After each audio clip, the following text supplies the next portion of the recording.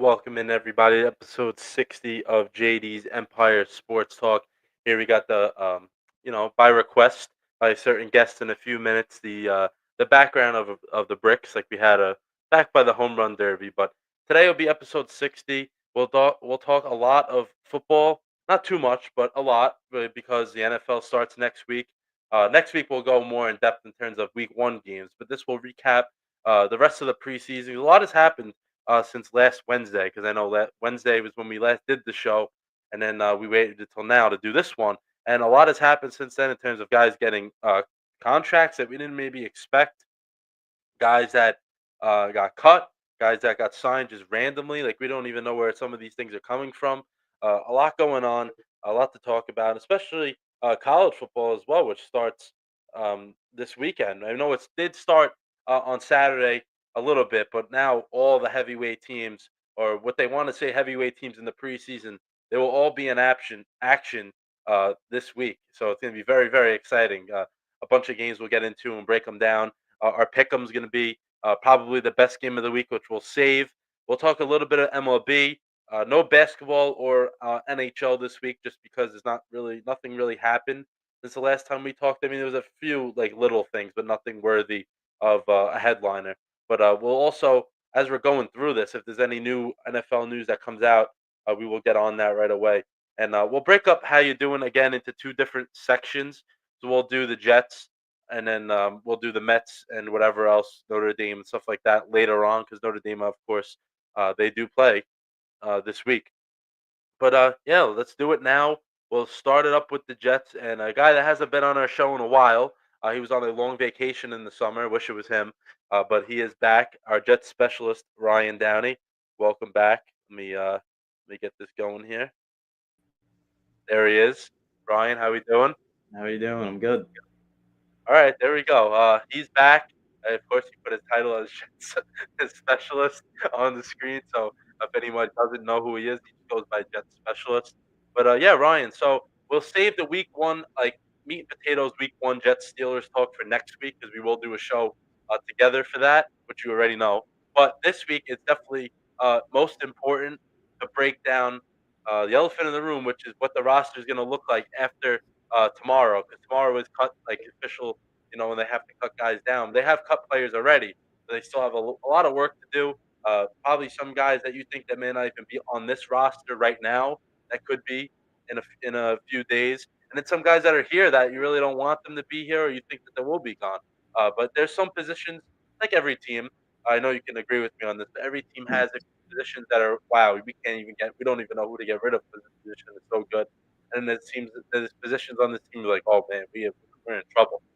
There's a few I can think of off the top of my head, but let's do this. If there's any thoughts you want to give overall of what they look like in the preseason as a team, and like what you liked, what you didn't like, and then we'll get it down into like the positional breakdown, because it's like we said, there's some positions that are a little short, some have a good, comfortable depth, and then there's a little in between. But any like thoughts as a whole on this team as they went through and just finished up the preseason on the weekend? Yeah, I think overall throughout the whole preseason, I told you this as we were watching the first game. They Yeah. looked much better than previous years under Saleh. They didn't win like they did under Saleh in the preseason, but overall, like team grit and everything, they looked a lot better. Yeah, and it's not about wins and losses in the preseason. We all know that. But it's like you don't want to look sloppy. So if you're looking sloppy in the preseason, I don't know what you're doing in practice that doesn't translate. It translates. If you're not doing it right in practice, it's going to show early in those preseason games and carry into the season. What you just said has happened for the past 4 years, pretty much going into this. And it did seem like they were much more like like they had a plan. They had a game plan to go off of, and they're like, okay, uh, if this situation happens, we got to go with this. If this happens, we're doing that. I talked about that a few weeks ago. They look like they had a plan. The penalties are still a little bit of an issue. That's very hard to correct in a little bit. I know you can agree with me on that one. They have had a number of penalty issues over the past, not even just 4 years, a long time with that. So they need to correct that. But it seems like they are getting disciplined for what they're doing wrong, which is something we can't say has happened recently. So that's a good thing. But let's break it down here by the roster. So of course we'll start with the offense and the quarterbacks. Who do you got staying on this team? I feel like it's pretty easy, but also it's not easy right now because there's a little bit of a question mark in the quarterback room. Yeah, obviously Justin Fields is going to be the starter, and then you would go with Tyrod as the backup. But as of right now, he might be out for a couple of weeks as the backup. So I would say Brady Cook, or you can go into free agency or see who gets cut this next week, and maybe you can bring a backup in that way. Yeah, so you just that was the question I was going to ask you. So we all know Field penciled in for now as the quarterback. He's going to be the guy, but there's also a question mark, like you just said. So Tyrod had his knee. He had knee surgery. I think it was what, like 2 weeks ago at this point, 2 3 weeks ago at this point. It was like right after the first preseason game, and he's out for now. So the reliable backup that you wanted is not here, at least for the beginning. I mean, he hasn't really been talked about as being ready. And then you have Brady Cook. They did cut Adrian Martinez, so that was a little bit of a battle for that last spot. But would you feel comfortable with Brady Cook? Like, would you do you personally feel that you would go into the season knowing that if Fields gets banged up at any point, at least for the beginning, that Brady Cook is the first guy in there? Do you feel comfortable with that? No, not at all. Especially a guy that was undrafted. He wasn't even a draft pick, and you think he could be the backup just in case your starter gets hurt? I don't think so. Yeah, and we've seen what a backup can do to a team if their starter gets hurt. We've seen that very up close and personal recently. But also, I don't know. Maybe this is guy Mike White who just got cut. How about him? How about him bringing him back for He wouldn't be potential a bad backup? option. Yeah, he wouldn't be, right? He would not be at all. Because even when Tyra comes back, you keep him there. He could be emergency backup. So game days, he wouldn't be active. But if two guys were to go down, which we haven't really seen yet with that rule, which is kind of funny because previously without that rule, we've seen two quarterbacks get hurt and see what happens. We haven't seen it with the new rule. But if when Tyra comes back, if Mike White's still there, if they were to go that way, he wouldn't be that. I don't think he would be that bad as a guy as a regular backup or third string. I don't think that would be that bad of an idea because also, like you just said, Brady Cook is undrafted from this year's draft, so he was in this year's draft, didn't get picked, and then they can't rely on a guy. He has no NFL experience at all to be the guy in charge because Fields has had injuries in his career too, so you don't want to go that way. It's not really a good plan. All right, let's move to the running back. So I feel like this room as a whole, probably the most predictable. I think we can both say, probably out of almost all of the rooms, positional rooms throughout this team. I think you can agree with me on that, right? Who do you got for the running back room? Yeah, the three obvious ones: Brees Hall, Braylon Allen, Isaiah Davis, the three-headed monster. As Aaron Glenn wants to say, he wants to use all three of them. And then I have Keeney Nguanu, who probably going to be the kick returner and punt returner, as we saw last year when he played against the Seahawks. He returned the punt for a touchdown, and then never seen him after that with a broken hand. But I expect him to be on the roster. Yeah, just for that dynamic of running kicks back, which also Isaiah Davis should definitely be considered in that mix as well. I feel them two can be kick returner, punt returner type players. And then the only other guy that was probably in consideration, which I don't think they should let him leave the practice squad, is Edwards, Donovan Edwards. He was pretty good in the preseason. He was a very good runner at Michigan, so we know he has a track record. So if you keep him on the practice squad, one of these guys, God forbid they go down with an injury, you have somebody there that can could step up in their place. I mean, regardless if he was on the team or not, he probably wouldn't get many reps. Like you just said, those first three guys are going to get a lot of reps. And the question I have here is do you think in the beginning Brees will dominate the reps and then throughout the season Allen and Davis will rise up, or do you think it's right through from the first game of the season in 13 days from now? Will these three guys kind of not split but be close in snaps? Well, I think they should let Brees be the three down back in the beginning, and then if he's getting tired, it doesn't work out, then you mix in Braylon and Davis. Okay, so you're still hanging on as a Brees supporter for the time being. I feel if you look at any of the teams now that win or get deep into the playoffs, I mean the Eagles are an exception, but most of the teams that make it to the playoffs and go deep, those are teams that have more than one threat at the running back position. I think we can be in agreement on that. They have multiple guys they can throw at you. So what do you think? Do you think that, or do you think that? What do you think about that idea? Is what I'm trying to say.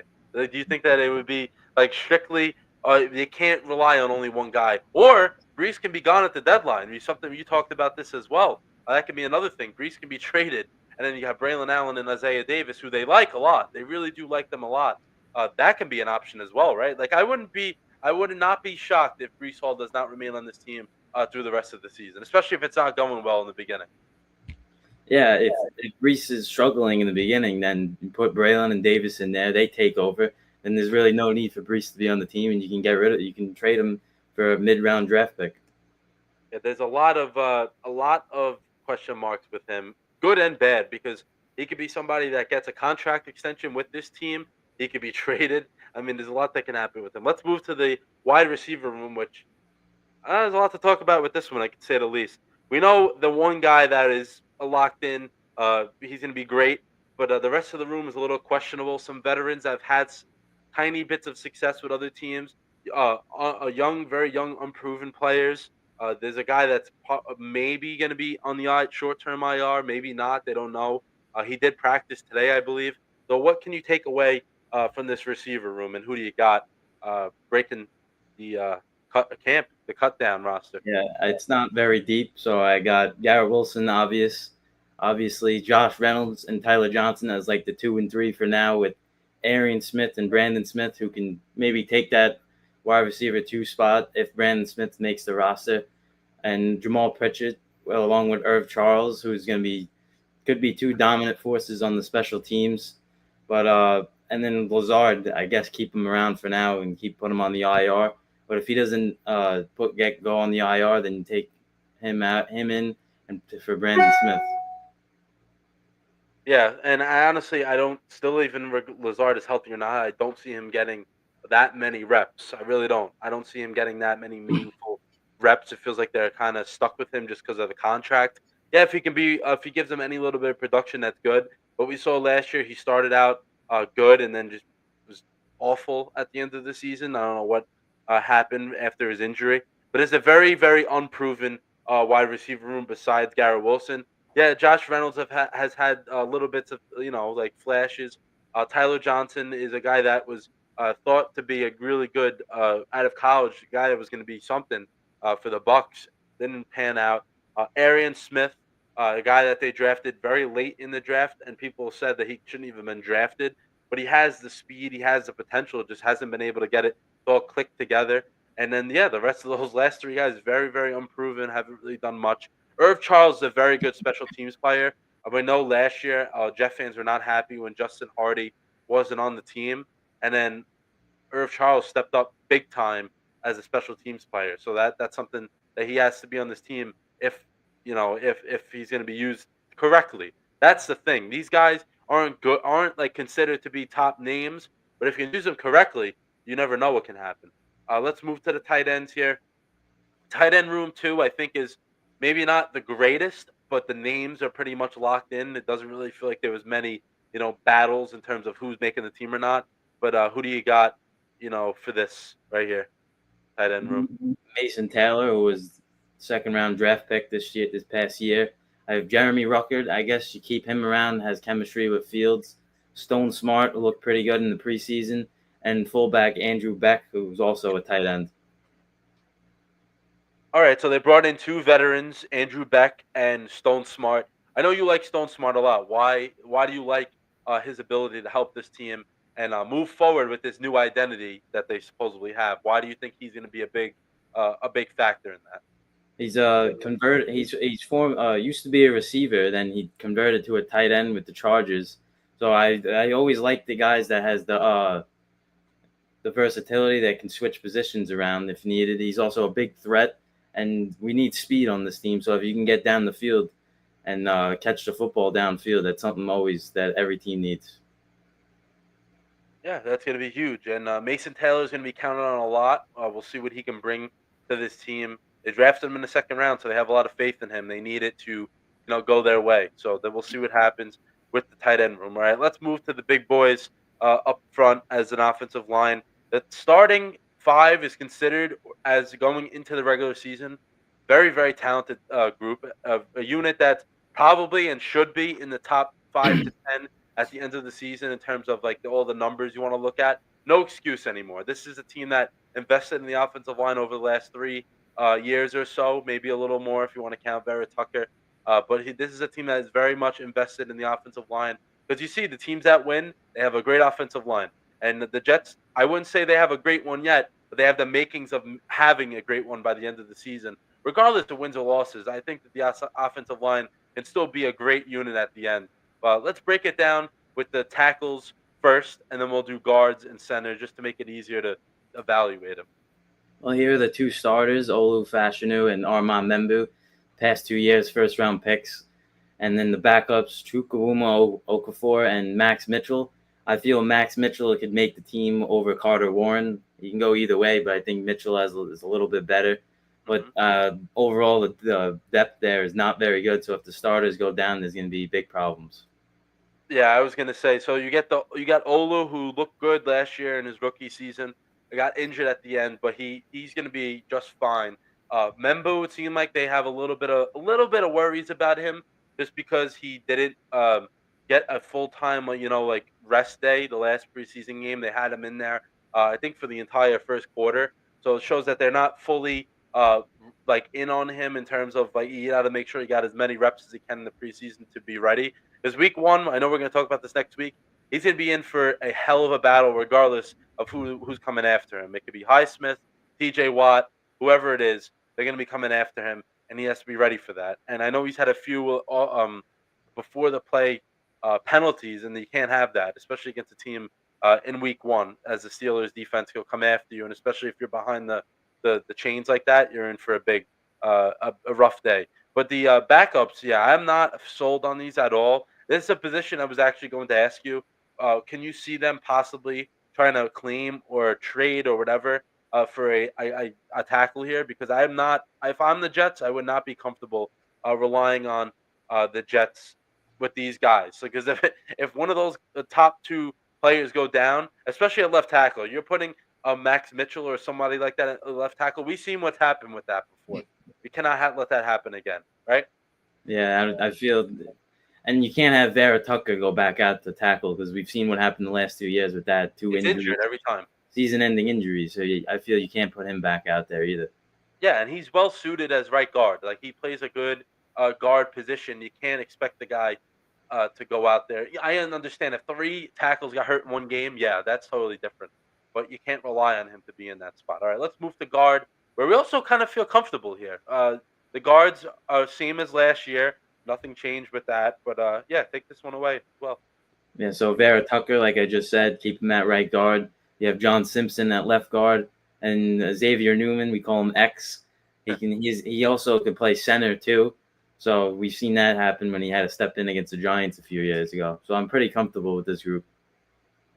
Yeah, and Newman was a guy that he played a lot when 2 years ago. Didn't play very much last year. He didn't have to, and he's gotten better. He's developed. Like this is a guy that when he first came in, we are like, who? Where did they get this guy from? But he's kept him around. He's gotten better. He's developed under. I know last offensive line coach wasn't great, but the new one supposedly has been pretty good. And I know John Simpson's a really like you like him. You're up. He's up there on the Yeah. who you like the most top five list of who you like as a Jet right now. I think Simpson's up there for you. What makes him? What is it about him that you like? That provides not only for the Jets, but like like you support him so much. What is it? Yeah, so he came in last year from the Ravens. He played every single down last year, I believe. He didn't miss any games, and that's something I really like. That everyone, when you come to your new team and play every game like that, it shows you're a tough competitor out there. Yeah, because you could see when your team's not doing well. We've seen it a lot where you could just be like, yeah, you know what, I don't feel like playing. I'll wait till next year. And there's guys that do that. They may have injuries, yeah, but they kind of milk them out a little bit so they don't have to come back. And Simpson was not one of those. But let's move to center, where they said it was a competition, but we all know that was the biggest lie. Out of training camp, who do we got at center making the squad? Joe Tippmann is my starter. He probably will be the starter. And Josh Myers, who is a Ohio State teammate with Garrett Wilson and Justin Fields.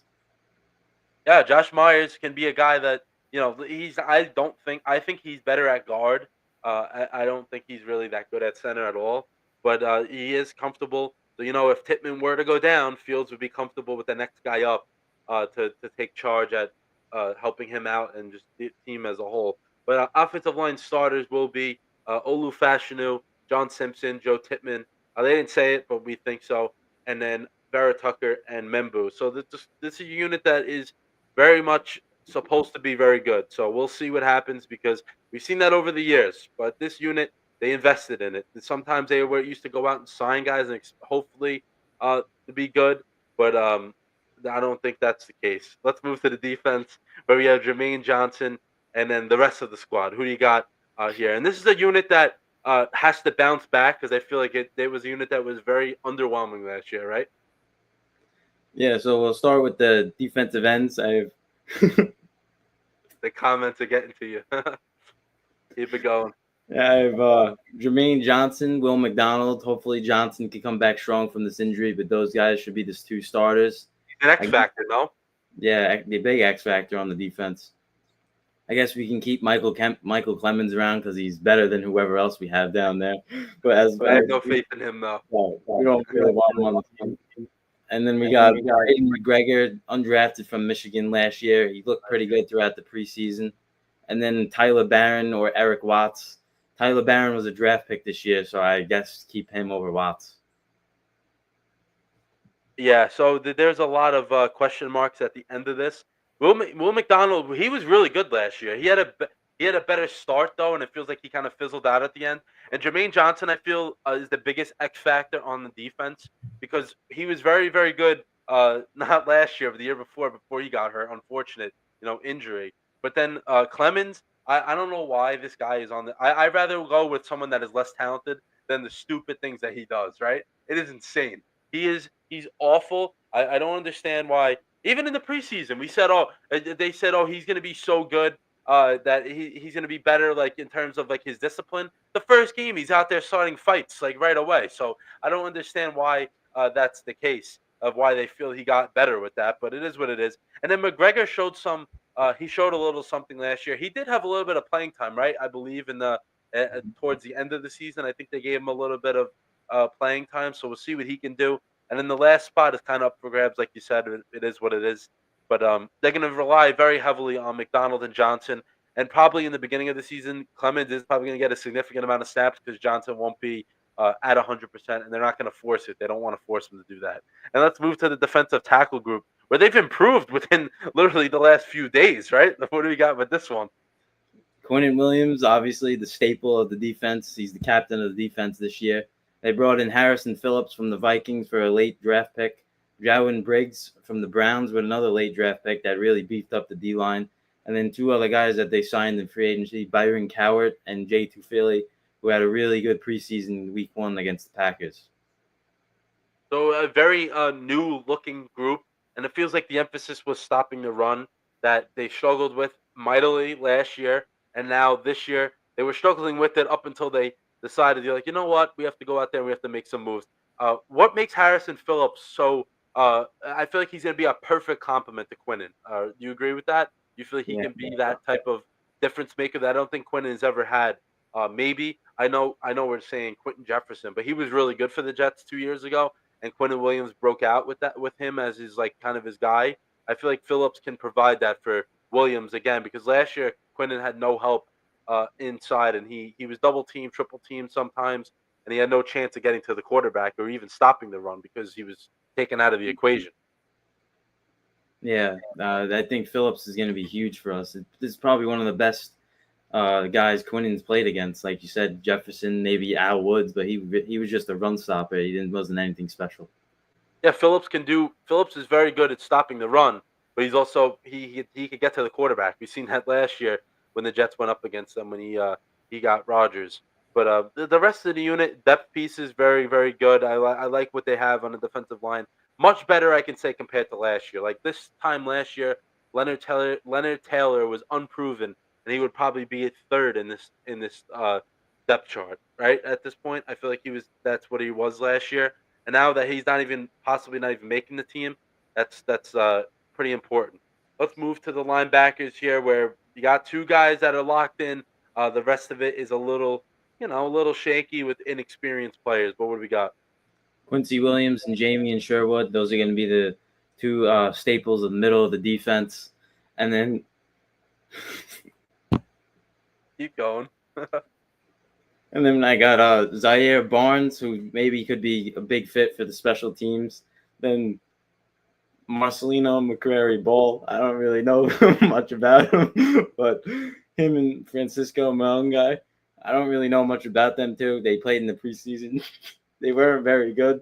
So after the first two, I don't really know. This is the position that we're laughing about it, but this is a position that McCreary Ball. I know why you're laughing is because Glenn attacked him like pretty badly in that first preseason game. If you remember that Yeah, the couple of weeks ago, he went after him pretty good. Um, I feel like this is a position they did cut. You said that you wanted or thought Jamin Davis should make the squad. He didn't make it, so that's something that maybe they have an eye on another veteran. Can you see that? Because I don't see them going with what if Quincy or Sherwood go down. The linebacker position is probably one of the most important in the NFL, just in terms of communicating with the rest of the defense. And it doesn't matter if you're in the league for 1 month or 10 years. You have to be able to communicate with the rest of that team, and these other linebackers, if they're put into that spot, we don't know if they're going to be able to do that. So I feel like getting a veteran to try to help that out is going to be. They have to try to look at in the market for somebody. You know? yeah, I think so. After a veteran like Jamin Davis, a former first round pick, obviously he didn't live up to what he was in college, but still, that's a former first round pick that you cut. Now you're possibly keeping a Zaire Barnes just to play special teams. That's not really what you want. Yeah, you got to have something up. They got to be thinking of something else because I don't. This is not a. This shouldn't be a room that you're satisfied with. Let's move to the secondary here before we hit special teams.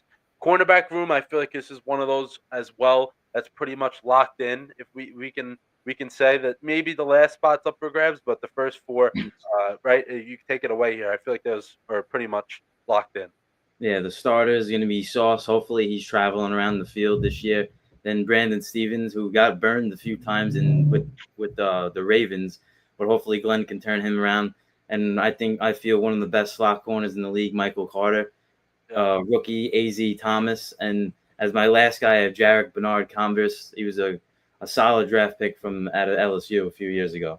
Yeah, he's somebody that was kind of the old regime of thinking about moving to safety, kept him at cornerback, and now he seems like he's developed pretty well since he's gotten drafted by the Jets. And Aziz uh, Thomas, he's somebody that I think he's going to be in there before you know it if he does screw up, because Stevens is a guy that, yes, he can make big plays, but he can also let them up, and that's something that you really don't want as a cornerback, or else if you're letting up 60-yard bombs down the field, yeah, you can get an interception. But if you're gonna continue to let that happen, Glenn is not gonna go for that. A former cornerback himself, I don't see him sticking with him very long. If when he knows he has a young player that's hungry to go out there and play, I don't think he's gonna stick with Stevens that long. Carter is gonna be he's always been good in the slot. Last year he was banged up, but I think as a whole, he's fully healthy now and ready to go. And Sauce is Sauce. We know that what he's gonna provide for this team. And let's go to the safety room, which I actually feel improved probably the most out of any position on the team. What do you think about that? Yeah, the safeties last year was probably the weakest part of the whole roster, Okay. not even just the I, defense. so I don't want to cut you off there, but I feel honestly in Salah's tenure that might have been the weakest position on his whole team. Yeah, Jordan Whitehead, he wasn't the greatest out there, but he was probably the best safety they had over the past 4 years. Yeah. But for next year, for this year's room, they brought in Andre Cisco from the Jags, who I think is really good, and they have Tony Adams drafted Malachi Moore from Alabama. We're a big fan of him, and Isaiah Oliver, who can play all over the defense. Yeah, so they got versatility at the safety position. And the question I have for you here is we are big fans of Malachi Moore. I think we can go back on the reels on Instagram and TikTok probably after the draft. We said the guy that we liked the most was the fifth round or the fourth round pick, right? Was he a fourth round pick, I remember? Yeah. Right? We said our favorite player from that draft was the fourth round pick, Malachi Moore. He what he did the other night. I know it was only preseason. We got to relax a little bit, but that gets you excited when you have a safety that can go out there and do that. And then you got him. I know they want to give Tony Adams the chance first. I wouldn't even mess with that. I would put Malachi Moore right in there. Let him play with Cisco, and those guys are going to go hunt for footballs, which is something that the Jets have not had a very long time. Two safeties that will light you up, and they'll go out there and get a interception if they have to. I would not be shocked if Moore is replacing Adams very early. If it was up to us, we would put him in starting week 1. That's not gonna happen. But if that was up to us, we would. And then Isaiah Oliver was another guy last year. He can also not only play safety, he can play a little bit of corner if he has to. The matchup on tight ends, he did that really well last year. So I really like the safety room this year. I just feel that Tony Adams is probably the weakest out of all those, and somehow starting. I think that should be switched up. And Isaiah Oliver will get plenty of playing time just based off of the way the roster is constructed. Let's go to special teams here, where we got a familiar face at the kicker position. We're very happy about, and then a punter who surprised a lot of people, and a long snapper who's been here probably since before we were both born. It feels like at this point, right? Yeah, they brought back Nick Folk, who hasn't been on the Jets in over 9-10 years. And then they have rookie punter Austin McNamara and long snapper Thomas Hennessy, who's probably the longest tenured Jet at this point. I think he is, and it's very funny. We see Folk as somebody that's been in the league, I think, almost 20 years. Is going to be the kicker for this team, and then the punter Austin McNamara is a rookie. I find that very very funny. But McNamara, he has a big. He can boot a ball if he has to. He did it in the preseason, so I think we should feel pretty good about the special teams core. Right? You think that too? You think you're finally comfortable with it, like we were 2 years ago? Yeah, I feel it's having a kicker like Folk is a lot better than Greg Zerline, who was almost an automatic miss last season. Yeah, and then they had what was his name? Harrison Mevis, the rookie. Probably they said the chubbiest kicker in the in the league or something like that.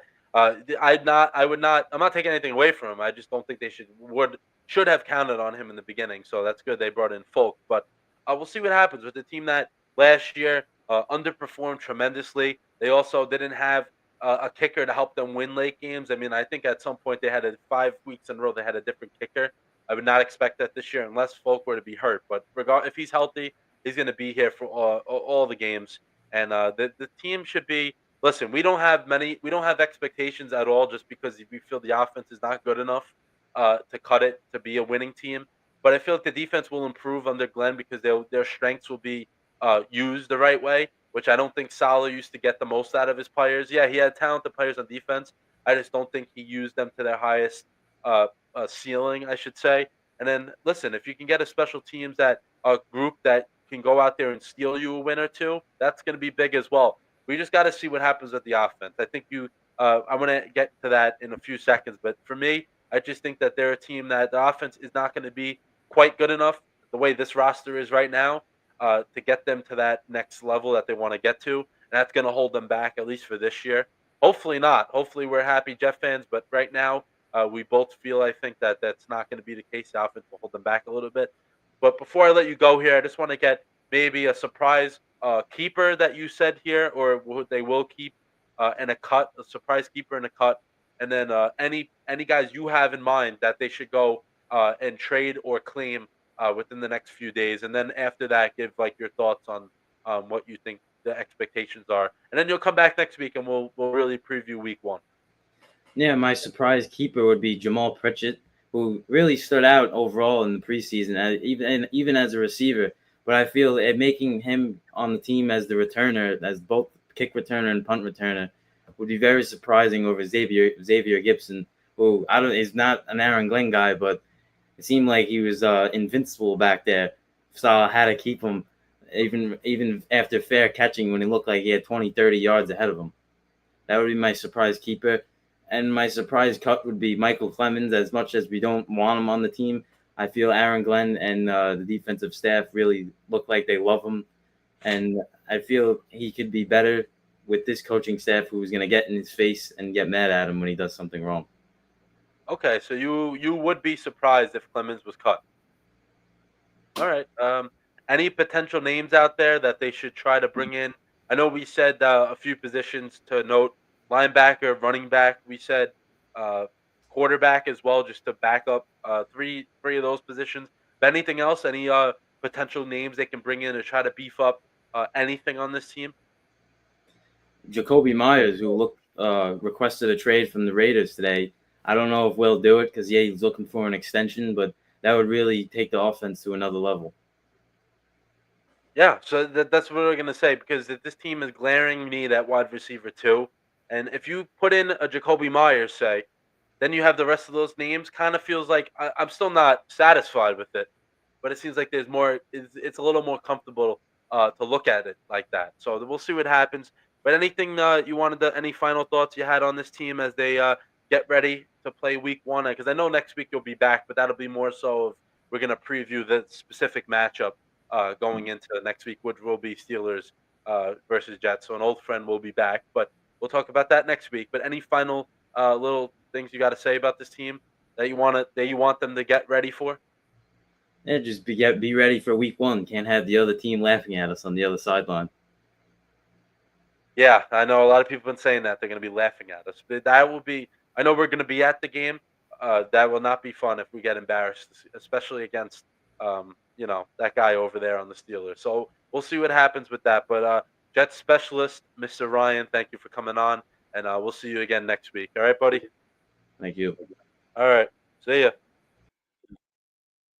All right, guys, let's thank Ryan for coming on, but we'll continue this episode for a little longer. I know I'm here by myself because Biggie will be back next week to we'll get right into the football season. But starting next week, we will do Tuesday night just because uh, Mondays is going to be Monday Night Football, and I highly doubt. I know we get a lot of viewers on this show, but I highly doubt you guys are going to want to watch us when you can watch football uh, every Monday. So we'll go Tuesday, so then we can recap everything from the weekend and lead into the next week. But let's stay with the NFL, where Terry McLaurin, somebody that me and Biggie said this for a number of weeks, that somebody that wanted out, but we didn't believe it was real. We thought that was kind of just he really wanted that new contract to stay with Washington, and he got it. 3 years, 96 million.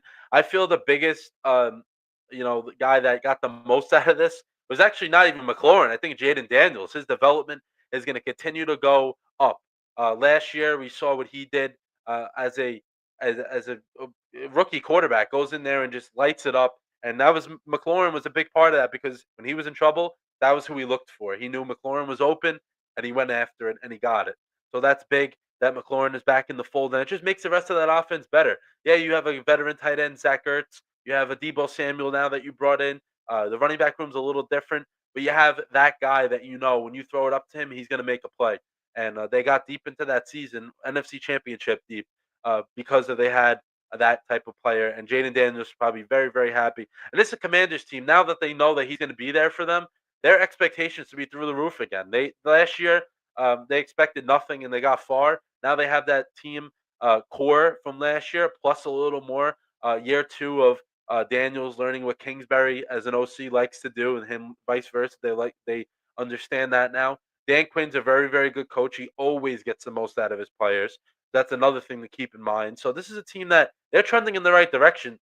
And me and Biggie said this. I know Biggie is an Eagles fan, but he admitted to me that this is a team that the Eagles should be worried about them probably up there with anybody else in the NFC. I know you can say, yeah, the Rams are right there, the Lions are there, the Vikings, if you think JJ McCarthy's going to be something, maybe the Packers, maybe the Cowboys, the 49ers, if they can bounce back, which they have enough talent to do that.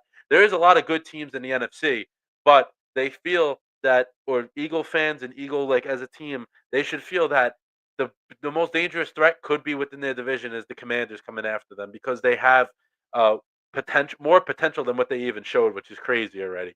Let's move into some other NFL news. Carson Wentz is back in the league, which is he didn't get signed. I know he was on bounce around teams, but he's going to be the Vikings backup quarterback. I think they were looking for that veteran to bring in because Sam Howell was there in the preseason, who they did bring in over the offseason, but somebody that has not had really that much success in the NFL.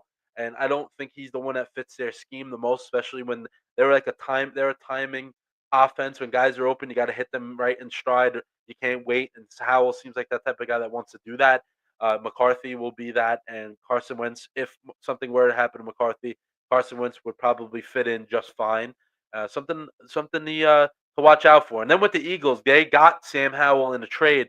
Uh, Tanner McKee, who we hyped up so much the last few weeks, he has the potential of being a starter for a team within the next year. He will be out with a fractured thumb for a little bit, so they needed to bring in some insurance. Just because Kyle McCord is on the what you call Kyle McCord is on the fence and then DTR he was embarrassing. So that's something that they gotta they gotta be worried about a little bit. So Howell will be in there as the backup for the time being, of course, under Jalen Hurts. Micah Parsons. So the one guy that is still holding out. I will get to the next one. There was three, of course, main ones, but Micah Parsons still holding out. He was falling asleep, or actually, I think he was sleeping during their last preseason game as they were playing. Yeah, he's not playing. He's not. He wasn't in uniform or any of that because he's holding in or holding out, whatever you want to call it. But he was there and he was sleeping on the massage table as the game was going on. I know that is probably just trying to piss off Jerry Jones even more, but they got to figure this out before it gets even more ugly than it has because it's embarrassing that your best defensive player is acting like this, and it's embarrassing that they don't even want to pay him. I don't understand why they feel a certain way about him. He's a game wrecker when he's in there, and if they go in the regular season without him, you're going to see how much they miss him, and they really don't want to go into Week 1 without having Parsons available against the Eagles because I really think that the Eagles are going to win pretty comfortably. But I think it might be even worse if Parsons is not a part of that game. The other guy, Trey Hendrickson, he didn't get a long-term extension. He just got it reworked for this year. He's going to get 30 million for this year, and probably after this, I would expect him to be out of Cincinnati. I don't think he's going to continue to play the games that he's been playing. Over and over again. It's insane. Every single off season with this guy, it's ridiculous that they don't treat him with respect. And then he said, "Yeah, I'm not going to show up," and then he does. So it's kind of on him as well. Like you got to be able to stand your ground. I know it's easier said than done when you're getting fined. But if you really want that contract, you're going to wait and force the front office's hand towards you. Then some other commanders talk. Brian Robinson Jr., who's the guy that has had production with the Commanders, is traded to the 49ers. So I feel like the Commanders have some question marks at the running back position, but Austin Eckler is going to be probably the guy to in charge for them. But there's also they're going to rely on Jaden Daniels' legs a lot more than they probably even did last year, which is crazy because he added so many yards. But I think that's something to keep an eye on as well. And then Robinson will be the backup for the 49ers, but he will get playing time because McCaffrey coming off an injury of last year, they're going to want to reduce his workload, and then also their running back room has been ravaged by injuries. I mean, it doesn't matter who the hell puts on a uniform for them; they just get hurt. So they got to make sure they have some insurance for McCaffrey and have a productive running back. Because most of the teams, like we said with Ryan before, most of the good teams do have more than one running back, unless you're the Eagles, because you don't really need one. But McCaffrey is getting up there in terms of age of running back, where he's going to need somebody to take the load, shoulder the load a little bit, because he can't do it all himself. Then Shiloh Sanders was cut. I know it's not the more famous Sanders, but Shiloh was also with the Tampa Bay Buccaneers. But he was cut day after being ejected. He was throwing punches in the final game of the preseason against the Bills, and he got ejected, and the next day cut. I would not expect him really to be claimed by anybody. Maybe assigned to a practice squad after, but I don't see him being claimed by anybody in the next couple of days. And then his brother, Shador Sanders, of course, the more notable Sanders. He struggled really, really badly in his finale in the preseason with the Browns, but he still expects to make the team, and I expect him to make the team. I don't think they're going to get rid of him because it's a weapon they can use, the Browns. They have four quarterbacks who I'm not saying Shador is definitely an NFL quarterback, but I think that he's somebody that can be shopped if that would be the case. Probably Kenny Pickett first, just because he's not really going to do anything for this team, and they probably feel comfortable with Dylan Gabriel as the backup. But having four quarterbacks, they can have the ability to trade one if they want to go that way. So we'll see what happens with Shador and the Browns. And then my top performers from Week 3 preseason, which I said I'm going to do every week, but this is the last week of preseason to do this. So Dylan Gabriel will be my number one performer. Well, not number one, but not in a specific order. But he will be one of the performers from last week. Dylan Gabriel, 129 yards and a touchdown, limited action for the Browns. He looked very, very smooth. He was ready to hit whoever he had to hit. He was ready to go. So really nice to see Dylan Gabriel have a good game. Tyson Bagent, who just like we said last week, received a new extension. He got extended playing time after Caleb Williams in the last game, and he had 212 yards and three touchdowns. So Bagent very well, very much ready to go if needed in the regular season. The Bears hopefully don't need him, but if that's the case, he would be ready to go. And then Tommy DeVito, Tommy Cutlets is number 3 here, 198 yards and 3 touchdowns. He's going to be probably making the roster for the Giants as the fourth quarterback. So we'll see how they even get that to work. The four quarterbacks on one team, and they don't really need it, but they can also use it as a weapon. They could perhaps trade him because I really don't see them trading. I know people are saying, "Oh, you just trade Jameis; he's the easier guy to trade," but I think they really want to keep him around to have the team going in like high vibes, and also getting Dart to be comfortable, and having him and Russ there can get Dart to feel more comfortable with everything in terms of NFL life. And then, guys, it's only 1 week, almost a week away from the first game. So, for some fantasy sleepers I have for you guys. Next week, we'll get more and more in depth about this. But in terms of matchups, like who should play week one, but sleepers to draft if you haven't drafted a team yet. Running back Travion Henderson from the Patriots. He's a rookie running back. Yeah, it's kind of tricky with those guys, but I feel like he's in the most prime position to be really, really productive. The Patriots are going to put their faith in him. I know Ramondre Stevenson is there, but I just don't think that he's going to get as much burn as maybe he has the past few years. It's a new coaching staff, new regime, so they may not be as lenient with him. I know he's had fumble problems, so Henderson should be very set up. He should be set up very, very well to get a lot of touches and have an opportunity to have a really good rookie year. And the running back, I know this firsthand. I had a draft yesterday where the running backs look really good from probably first 20 names, and then after that, they got swiped out of there very quickly, and there wasn't much left. So if you can get your hands on maybe Henderson a little after that, or maybe in that 20 name mark, go after him and try to bring him in. And then Tucker Kraft, a very reliable pass catcher for Jordan Love. We know Jordan Love doesn't matter how many weapons he has at receiver.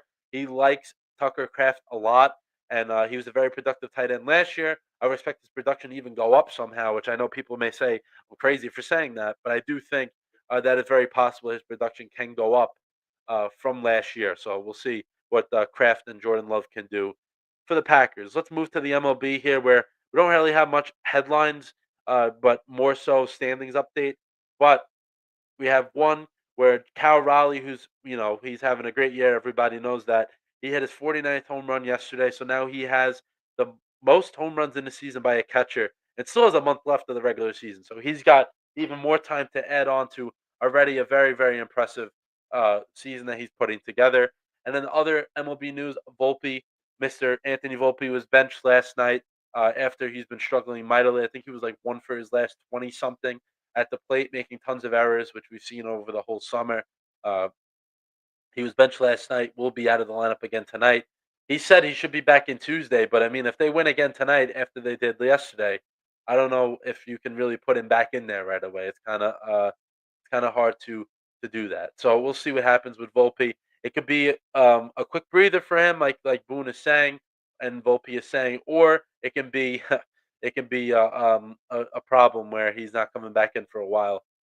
So we'll see what happens. But let's do a standings update here, where the American League will start with first. The Toronto Blue Jays are still in first place, and I would expect them to win the division. I know it's a little early to say that, but I think that they have enough in the tank to continue to increase and keep that lead. They're at 76 and 55.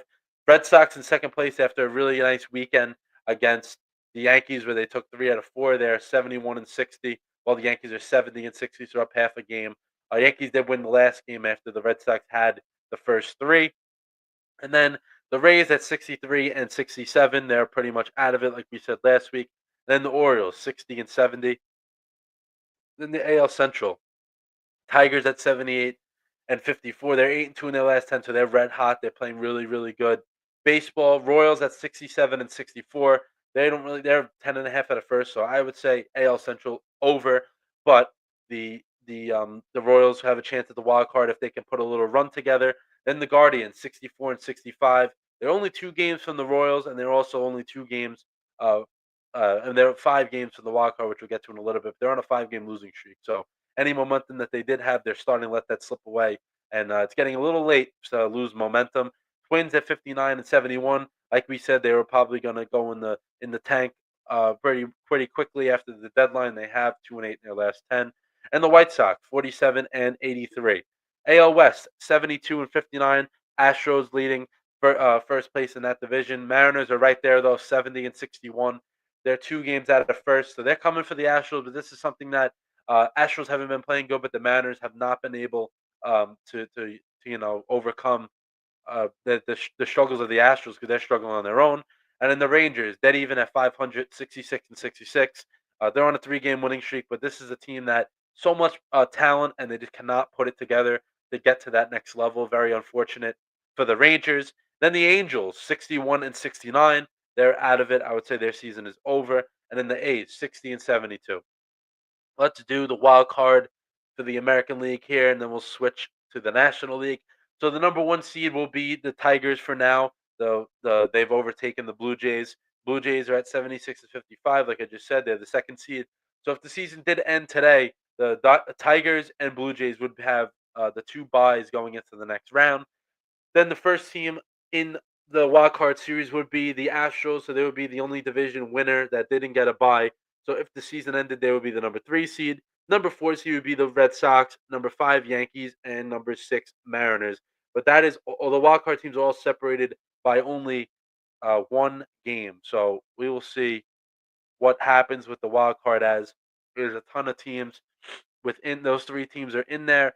Royals are 3 games out, Rangers are 4.5, and Guardians are 5. So if you want to consider any of those teams have a chance, maybe, but we'll see what happens. But yeah, so the Astros would take on the Mariners in the wild card round, and the Red Sox would take on the Yankees, with the Red Sox being home. So that would be a very, very entertaining wild card matchup if that were to happen. And then let's go to the NL before we move on to how you doing, and then some football. So let's see the NL East. Phillies at 76 and 54. They have a 7-game lead on the Mets, where the Mets are playing them actually right now. They are down 1-0, and the Phillies look like they're going to score some more runs. So the Mets, I would say, as a Mets fan, I'm admitting it. The division is over. They got to focus on the wild card, or else they will not make the postseason. So they got to really figure that out. Not the worst thing in the world, but just because of how good they started, it's kind of disappointing how badly they played for the last 2.5 months. But the Phillies are up 7 games on the Mets. Mets are 69 and 61. The Marlins are in third place as they have been for a while, 61 and 69. They're 8 games from the Mets. Braves are 59 and 71. There are 2 games from the Marlins, but all 3 of these teams and the Nationals, 53 and 77. All 3 of those teams they're out of it. They don't really have a chance. NL Central, the Brewers, 81 and 50. Cubs, 76 and 55. They are 5 games from the Brewers, so they have cut into the lead a little bit. They're on a 3-game winning streak, 8 and 2 in their last 10. But like I said, about a month ago, they were tied for first. Now they're 5 games out. Reds at 68 and 63. They're 8 games from the Cubs. They're one of those teams that are potential to get into the wild card. Cardinals 64 and 67. I would say the Cardinals are done.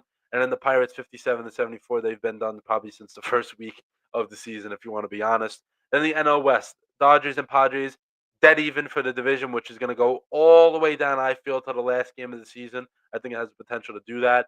They're both 74 and 57. This weekend, the Padres took care of business in that series to get even in the division. Diamondbacks 64 and 67. They're 10 games out. Giants at 63 and 68. They're 11 games out. And then the Rockies 37 and 94. They're way out of it, of course. But I would say even in that division, the Diamondbacks and the Giants are out of it as well. Let's get the wild card standings here. Where the National League is led by the Brewers at 81 and 50, like I said. Then we got the Phillies as the 2 seed currently, and then the Dodgers and Padres, they're tied, so they're the 3rd seed. Whoever would win the division is the 3rd seed. Right now, the Dodgers do have the tiebreaker.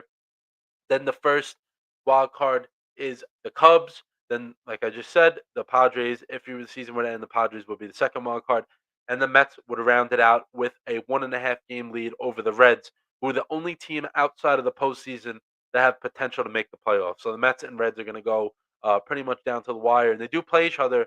I think not next week, maybe the week after that, or maybe even next week. So they play each other very, very soon. So we'll see what happens with that. So the National League, it would be the Brewers and Phillies getting a bye. Dodgers would take on the Mets, and then the Cubs would take on the Padres if the season were to end today. Let's go to how you doing, which will be quick. It'll just be Notre Dame and the Mets, where the Mets they did listen. They have played so many games where they have potential to do something well, and then they just continue to screw it up. They have momentum and then they lose it. They have good momentum and they continue. It's insane. Why I don't understand how they're just a team that's so streaky. They have been for a while now, so I'm not really disappointed in them anymore. But it just has to stop where they want to be a team that goes out there and wins in the postseason. they got to be better. They got to be more consistent. At least lately, they have got more production from the starting pitching. But yesterday, Peterson looked like he was tiring, left them in there a little too long. They didn't win. They also scored 2 runs in the beginning of the game. They didn't score after that. It's something that I don't understand what it is with them, but they can't break out of it. And now they're down 3-0 against the Phillies. And listen, I know the division, like I said, is pretty much out of it, out of touch by now. But they got to be able to do something against the Phillies because the Reds are gonna. They're playing.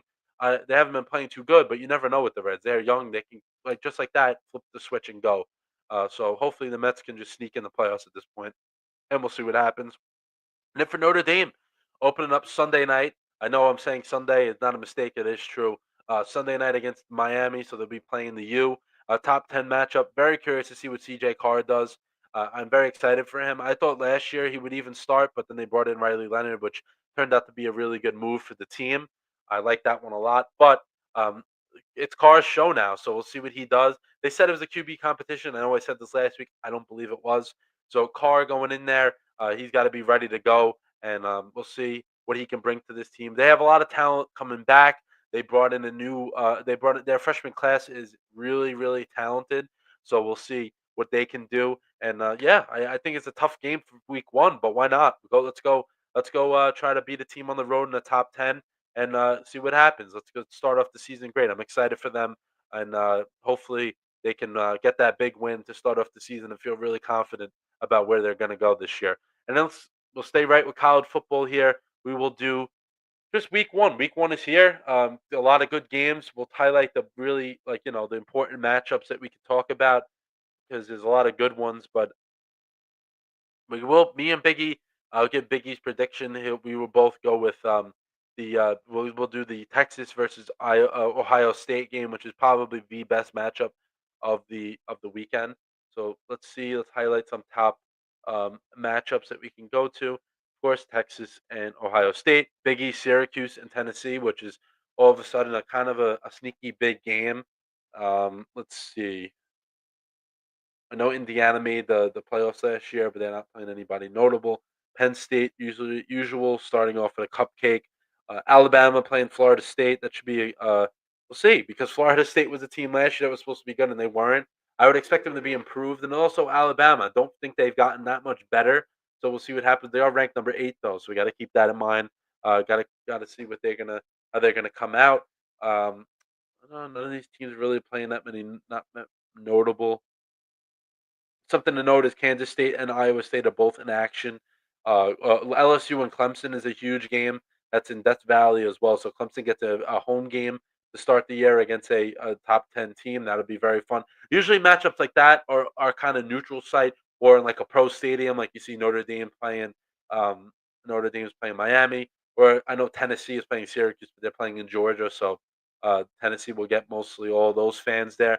Usually kind of what they do. And then let's see. Let's see any other top matchups to note.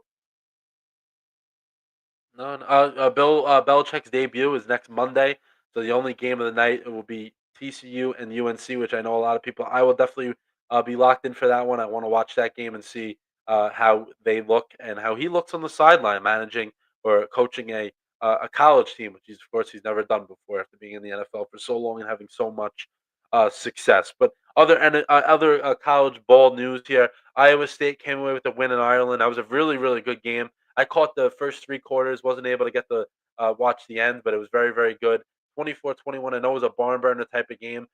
24 of those total points were scored in the fourth quarter, so there wasn't much going on until the fourth. Conditions were really rough, a lot going on. But Rocco Beck, he struggled with this completion percentage, but he did have 3 total touchdowns. Also, it was a Big 12 matchup, so that's huge in terms of Iowa State, who are looking to make the playoff this year, coming away with a ranked win, technically a road game, if you want to say that, because Kansas State had all their graphics and stuff like that going on. So a big win for Iowa State in terms of the conference, which I don't understand why they do that. Starting the conference season in the week one like that, playing there, I don't know why they do that, but it is what it is. And then Michigan officially names Bryce Underwood as QB1. This is a kid that's been highly touted I remember for like years now, 3 or 4 years. Oh, somebody's gonna get this kid. Whoever gets him is gonna be really good. So we'll see what he got for Michigan. And then the last note here, I know it's nobody that notable, but Zach Calzada, named QB1 for Kentucky. Will be his 7th year in college football. That's what makes it notable. 7th year in college football, so he's played before and after COVID in a collegiate uniform. He played for Texas A&M, then Auburn, and Incarnate Word was his last school. So he downgraded, and now he's back into the SEC. So we'll see what he can do for Kentucky, who had a little bit of success, but we'll see what they can do this year. And then for the pick'em, I am at 7-5. Biggie's at 6-6 after we both took away a W last week. Biggie's gonna go with Texas. He's like he wrote, I'm a 500 record. Haha. So yeah, he is 6-6. So he's gonna look to get over the mark here. I'm gonna go with Ohio State. So I know Texas is number one. Arch Manning getting his now it's his team. I know he started games last year. I just don't know if the team is gonna be ready and I shouldn't even say team him. I don't know if he's going to be ready for such a high magnitude of a game. I know Ohio State is starting a unproven player as well, but I think maybe because they're home, they have a little bit more of being comfortable in their home stadium. I think they're going to come away with it. So I will go with Ohio State. Biggie will go with Texas. So standings will be shooken up some way. Either I'll be 8-5, he'll be 6-7, or we'll be dead tied at 7-6. So we'll see what happens. But definitely had to pick that one. It's going to be the highlight of the weekend. A lot of good matchups, though, but definitely will be the highlight of the weekend. But yeah, I wanted to keep this one a little shorter as well, just because I'm doing it on my own for most of the show. Vicky will be back next Tuesday. We'll figure out a time and then we'll put it out there for everybody to tune in. But yeah, we'll be going starting September, which is next week. We'll be going with Tuesdays just because the NFL and everything like that. It works out best just with all our scheduling and all that. But thank you everybody for watching. Once again, episode 60 was awesome. Appreciate all the comments that were going on today. I know me and Ryan were trying to hold back laughs. It was kind of funny what was going on there for a little bit. And then yeah, just tune in. Maybe at the end of the week, we'll do an episode. I'm not too sure yet, but definitely the week after we'll do a solo me and Ryan episode just for the Jets to preview their week 1 matchup. Football is back almost. We're almost there. Get to the weekend, and once that weekend comes, we're going to be just fine. And actually, notable here, I just said about the Browns. They're trading Kenny Pickett to the Raiders, so that's something that I literally just said. Aiden O'Connell was hurt, and now the Raiders have a backup for the time being. So Kenny Pickett to the Raiders. That's a nice way to end the show there.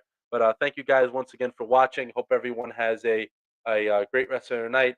And yeah, that'll be it. Tune in next week for another edition of JD's Empire Sports Talk. See you guys.